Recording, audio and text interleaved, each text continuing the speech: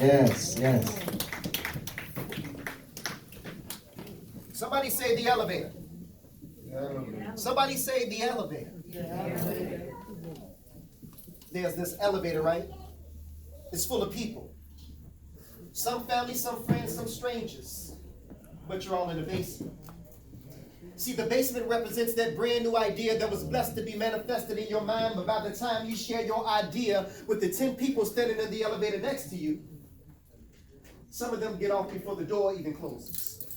Sort of like those so-called friends. The ones who you thought would be there through thick and thin down to the end didn't even make it to the first floor. The door closes.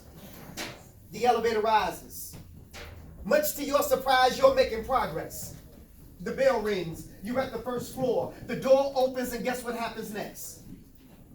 Those childhood friends, well, they got goals of their own. Time for you to be strong, because you're going to lose some of these friends during this ride and feel alone. But as they walk out, a few more friends walk in. You started off with 10, and now you're down to 8. Now, one of the new friends who just walked in pressed floor 2. So you know what that means. The next time the elevator door opens, they'll be going too. But before they left, they introduced you to one of their friends, who became your friend. Then y'all became close like kin. The door opens at floor 2. You lose a few, but one man walks in, and he becomes your boyfriend. And now we're down to 7. Now only 4 out of the 7 are the original occupants that you begin with. In all, there are 2 strangers. One cousin, one friend, your mom, your new friend, and a boyfriend. Now the elevator passes floor 3. Seems like life is finally looking up. But just as soon as you get comfortable, you're at the 4th floor and the door opens up. You're staring death right in the face. Quickly you step back. He reaches in his arm and unexpectedly takes your mom. Everyone in the elevator consoles you. But this takes an emotional toll on you and your relationship. Everything you ever believed in or ever knew about is in doubt.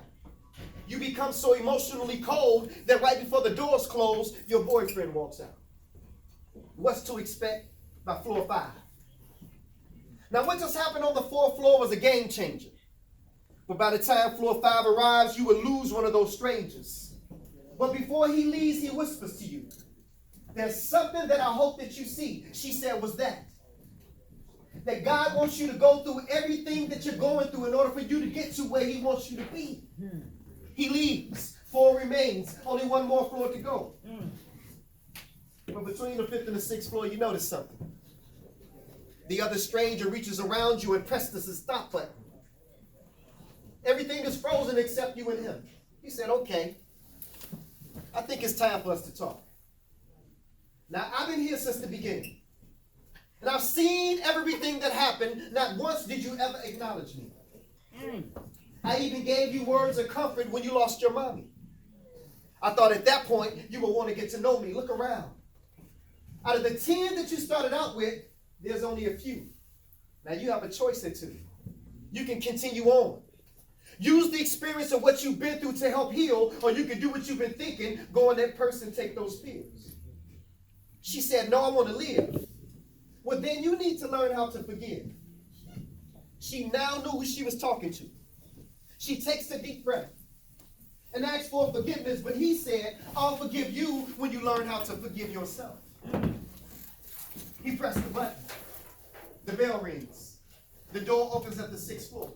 To your surprise, your ex-boyfriend is standing there. Offer you his hand. You turn right around, look at that man right in the face, and smile. See, out of the many people that have come into your life, you've already lost the majority.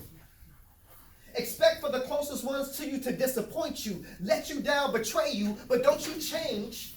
Stay you. And at the end of the day, when you place your family and friends before God, he will remove them to show you that he's a jealous God. And that none should be placed before him. Trust him to know that he will replace everything stolen, restore everything lost, and heal everything broken. See, in life, you're going to have some knockdowns on the way up. But it's not about how many times you get knocked down. It's about how many times you get back up.